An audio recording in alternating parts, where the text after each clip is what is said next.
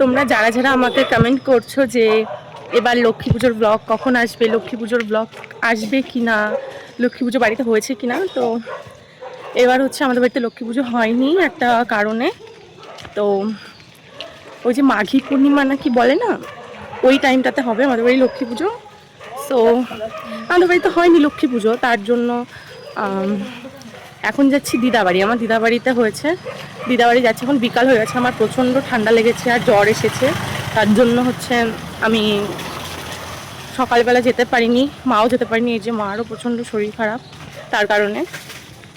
আর এখন যাচ্ছি, প্রায় সন্ধ্যা সন্ধ্যা হয়ে গেছে, দিদাবাড়িতে যাচ্ছি। তো গিয়ে আর কি বা দেখাবো, পুজো তো অলরেডি কমপ্লিট হয়ে গেছে।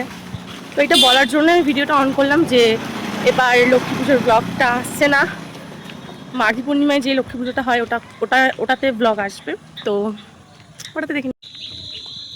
আমার দিদাবাড়ি যেতে কেমন জঙ্গল তোমরা দেখো, মানে একটু জঙ্গল জঙ্গল ভাব আছে।